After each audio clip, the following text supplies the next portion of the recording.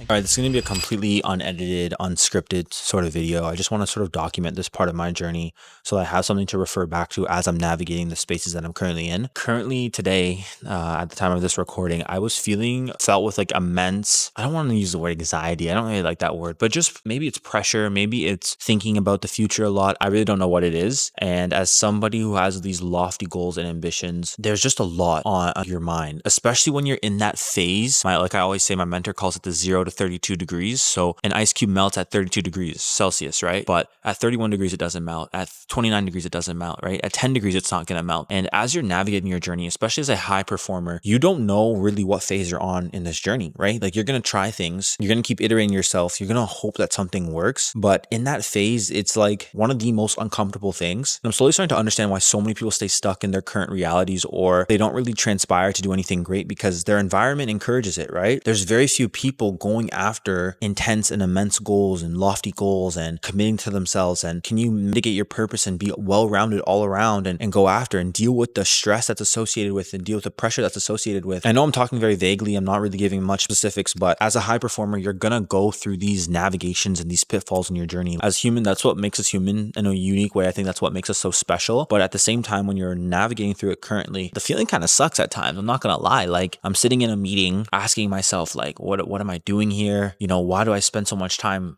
trying to perfect my craft here? Like, is anything that I'm planning going to work out? But you know it's going to work out, and you know you just have to stay committed to it. But like you can just get in your head. And I'm realizing that majority of this game is a mental process. It's a mental game. And if you can win within your mind, you've already won. So many people have lost the battle because they don't know how to control the mind, right? When you think of some of the greatest athletes, I heard Michael Jordan, Kobe Bryant, like a lot of them shared that the game is 60% mental, 40% physical. And you slowly start to understand what they mean by that, because tell me why when I was in the gym and I'm thinking back to some dark times within my life and I use that pain and suffering to push through, and I ended up doing my most amount of failure reps on some exercises. I believe there was one time in particular, I was doing an incline chest press and it was towards the end of the workout. Normally I aim for 10. My trainer and I currently try to hit a weight that feels comfortable with me. And when I was doing it, when I was going through that motion, I just felt this immense sense of power. I actually doubled the amount of failure reps that I normally do. I think I did like 26 reps of the same weight that I was struggling with a few sets prior. But I was thinking about those dark times and those times when I felt neglected. I felt like I was looked down on, and I just used that as fuel to propel myself forward. So like I was saying, this is all a mental game. The more you can train this, the better off you can be. Like that's why self-improvement will always be the foundation of everything that you'll do. It doesn't matter if you become a lawyer, a doctor, an engineer. It doesn't matter if you work for this company. It doesn't matter if you start to raise a family, if you're raising kids, whatever the case may be, self-improvement will be the foundation. I came across this gentleman, I won't say his name, but he's very successful on YouTube, and he's had a very successful career on YouTube. He's one of the pioneers in this space and in the content that he produces. And he was making a video about he's going through some really tough turmoil in his life where he cannot afford his house. He's struggling to pay his bills. He's supporting a family. He's supporting his kids and their kids. And it seems like he's taking on immense pressure. But one of the things he said was the reason why he's in this position was he got complacent. He stopped doing a lot of the things that got him into the position that he was always in, because he thought as soon as he arrived, it was going to be all perfect and sunshine and rainbows. And I can't speak directly to that gentleman's story, but one thing that I took away was self-improvement, and your mentality and how you're approaching things will always be the foundation. And that's why I really enjoy posting content like this, because I know that whatever I decide to do, if I want to excel at, I have to master my mind. I have to be able to work through these pitfalls as humans, right? This is why we go through the human experience. This is why therapists and psychotherapists, and there's an industry to help humans regulate their emotions, because this is a real thing that humans navigate with. And I think a lot of, especially men, they go through this quiet suffering where they don't feel comfortable sharing some of the things that they're going through with others. They feel alone. They feel like they can't reach out to. And I want to really empathize with a lot of my men, especially the young guys growing up, the older men. Like there really is no sympathy for a man, and it's kind of sad. It's kind of a sad reality we live in. So let me break down what I mean. As a young man, me and my friend were having this conversation. Like let's say you take a young 16-year-old boy and he's, living at home with his family, trying to figure out life out. Everyone's going to look at him and say, "Oh, don't worry, kid. You have time. You can figure your life out. Like don't stress, play video games, goof off. Like you're 16, right?" Now that same kid in about 3 to 4 years, let's say now he's 19, he's 20. Let's say he's goofing off the same way. He doesn't have no purpose or no direction. People slowly start to look at him like, "Hey, what's this kid doing? Like, we don't know if all the screws in his heads are working together. Like, why is he just goofing off? Like, you're 20 years old now. You should figure something out." And then if you fast forward to another 5 years when he's 25, or even worse, when you get to 28, 29, and you're still goofing off and you still don't have nothing to show for it, that's when the world starts saying, what's wrong with this person? He's a loser, or for lack of better words. And I don't like using that word, but that's how society will treat you. So there's this immense pressure on men to perform because I think a lot of young men, especially, they understand, especially those high performers, that the burden will be on them to perform. They know that the quality of their relationships will be based on their level of performance. And I know it sounds very superficial to think this way, but we have to work in realities. Let me give you another example, right? I talk to a lot of people, and I don't want to make my channel ever like a dating channel or anything like that, because that's not where I want to reside. But one thing I've noticed is growing up, being young,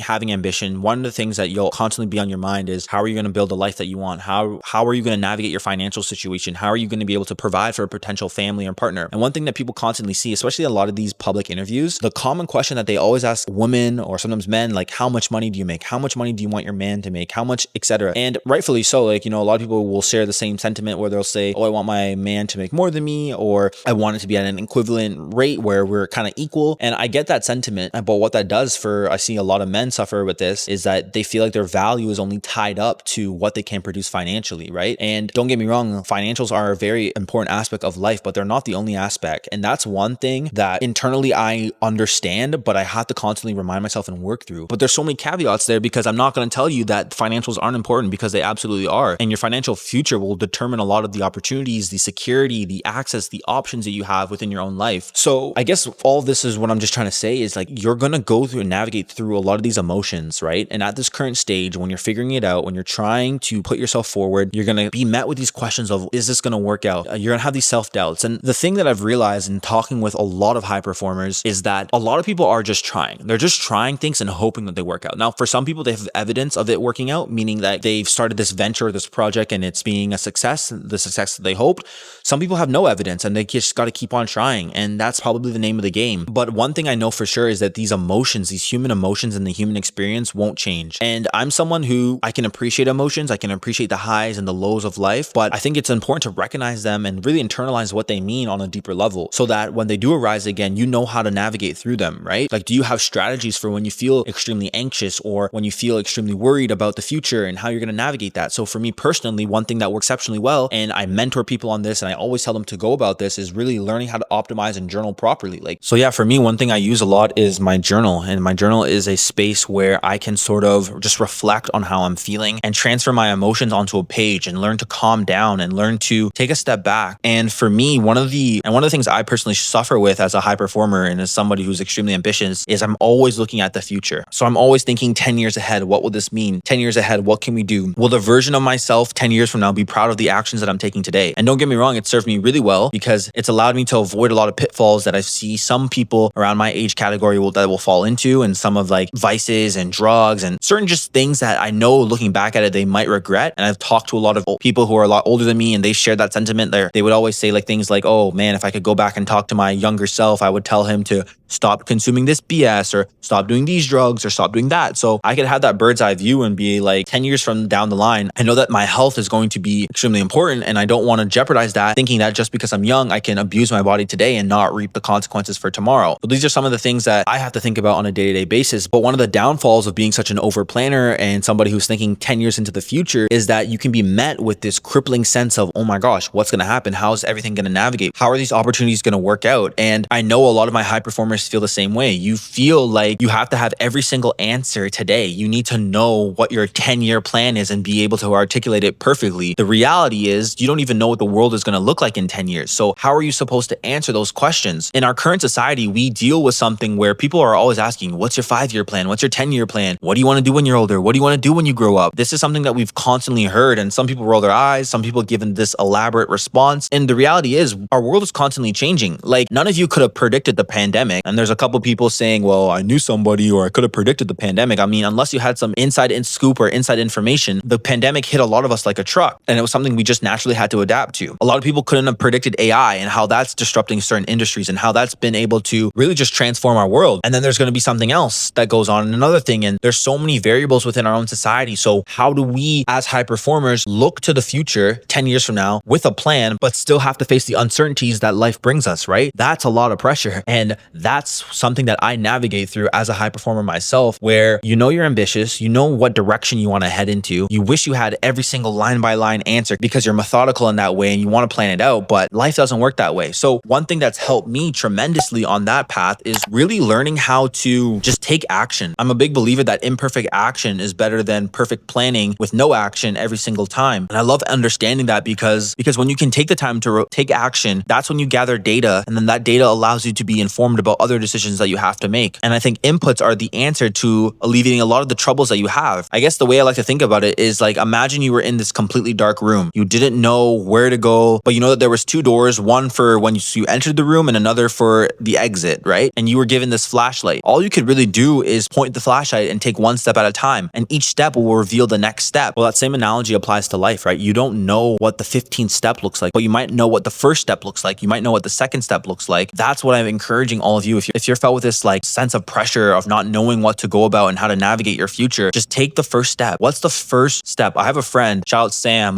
He's a great guy, and he always says small, consistent actions. Like, that's his big message that he always shares, and that's literally what it is. You're taking these small actions, and over time, these small actions will compound. But more importantly, these small actions are going to reveal what next steps you should take. And I think the more you can internalize that and understand that as a human being, you're going to go through these transitions. You're not going to have every single line by line item planned out for the next 10 years, but you could work on your plan for the 1 month and then navigate it there. You can have a big overarching goal and have many ways to go about it. And that will give you a sense of just reassurance that you are on the right path. You have a North Star, you have a direction that you're chasing, and you may not know every single step because that's not how it would be. You know, my uncle actually one time, he had asked me this question and I thought it was really profound. He had said, if someone gave you the perfect 20-step plan of how it was going to work out, and they were going to tell you exactly how your destiny was going to unravel, or you just leave your destiny as a mystery, which one would you choose? And I really sat with that question. And, you know, like I just said before, I'm very type A. So logically, you would think you want every single plan step by step on how it's going to be navigated and how it's going to transpire. But when I thought about it really deeply, I came to the realization that I actually don't want to know every single step of the journey. I know that contradicts kind of what I said earlier about sometimes you want to know that step-by-step plan, but the issue is that sucks the enjoyment out of life. Like, what if I told you in the next year, you're going to have the biggest breakthrough of your life? You're going to go through the biggest transition, the best transformation that you've ever experienced. Like, that should excite you. But if you knew the exact date of when that transition was about to come, if you knew exactly how that was going to happen, you probably wouldn't be as excited. It's almost like that movie that you've watched 4 or 5 times. I mean, you know what the next scene is, so it's not the same as the first time when you watched it and you were completely shocked. Like, one of my favorite movies is Get Out, and I just love the symbolism within Get Out. I think Jordan Peele did an amazing job with that movie, but I've watched that movie 3 times already. So if I see it a 4th time, I already know some of the scary scenes. I know what some of the words mean and where the scenes are leading to next. And I don't have that same level of excitement the first time I watched it because I really didn't know what was going on and everything was a surprise for me. So that same approach applies to your life. Like, although you're met with this uncertainty about the future and you don't know how it's going to go, and, you know, the news is always perpetrating all this negative news, you're probably around people who aren't thinking on that same wavelength as you. I want you to have this idea of, what if it turns out better than you could have ever imagined? What if everything that you're working towards always had a bigger purpose? I've came to this realization that nothing that you do is ever in vain. It may feel like a lot of the work that you're putting in today is not going towards anything productive. It may feel like the efforts that you've had, the inputs that you've put in aren't really transpiring into anything, but that's not true at all. The best example I can give a lot of you is my journey with content creation. I know I keep referring back to this, but I mean, this is what I'm actively working on, and this is what it's on top of my head right now. And, you know, I've been creating content on and off for about 4 years. I mean, I was doing it more so as a hobby. Now it's actually something I'm taking very serious and I'm putting a lot of effort into it. And what I'm realizing is the skills that I've acquired throughout those 4 years, even though it wasn't always the most consistent, have still helped me to this day. So even though I felt like nothing has really happened with the content creation space, I mean, I've gained an audience, I've got a lot of positive feedback, I'm still using all those skills from before to propel me in a different direction.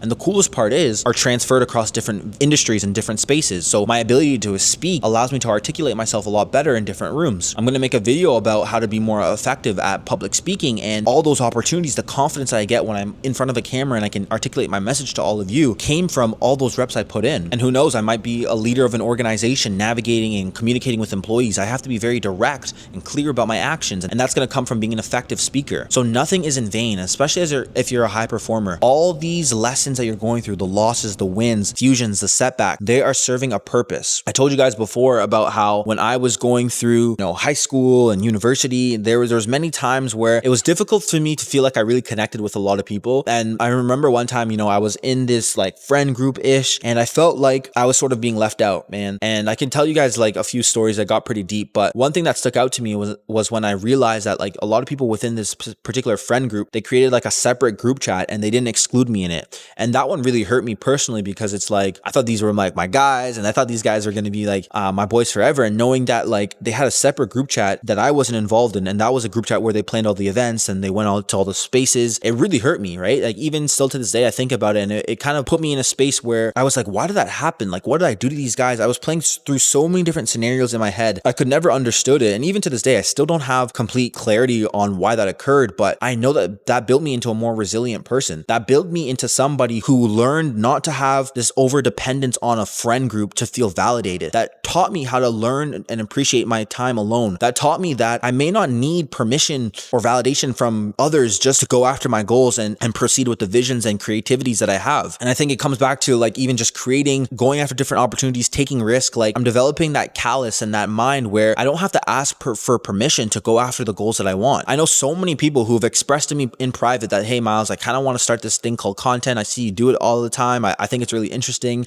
And they'll share this all with me, and then I'll tell them some advice. I'll encourage them to do it. And then the biggest thing that holds a lot of people back on that journey is the fear of being judged by others. It's the fear of feeling like the whole world is going to be on you. And even now to this day, like, don't get me wrong, posting content, I love posting content. There are times when I'm promoting my videos that I just don't want to be that guy who's kind of being annoying and promoting his videos. I believe in the mission. I believe in what I'm serving. And I know that a lot of people within my audience from different platforms will resonate with these videos. So I continue to share them. But all that I'm saying is those hardships from before are propelling me into the person I am today, right? And you have your own examples of this. Like you might have a parent who's been really hard on you and you never understood why, or a relationship with a close friend or cousin that went left, and use that as fuel to build you into the person that you're supposed to be as healthy fuel, right? For me, when I look back to those people who, did that to me, right, in that friend group, I don't really have animosity towards them. I don't wake up with this pure sense of hatred. I just sort of acknowledge what had happened, almost like you almost forgive, but you never forget. And then you sort of progress forward and move forward in a healthy direction. And then you create this standard of what you want in a real relationship with peers, with friends, and what you're looking out for, just to ensure that you don't fall into that same cycle again. And ultimately, as a high performer, I just want to keep this video on topic because this is me just speaking from the heart. All I really want to say here is, as a human, you're going to go through these emotions. You're going to feel these ups and downs, these challenges, these nuances. The first thing I want to remind you is that this is normal. Every single human goes through it. Your favorite actor goes through it. Your parents go through it. Your friends and family go through it. If you're going to have kids in the future, they're going to go through it. Like, this is a part of the human experience, and I feel like you just have to accept it. But what I do advise a lot of you to do is to have strategies to work around this. Because if you know that this feeling of pressure is going to come on into your life, and where you may not have all the answers and how you want to navigate your purpose and navigate all of that, then one thing I will say to you that will be very helpful is to come up with effective strategies to mitigate this. And I shared a couple of mine that I use on a consistent basis, and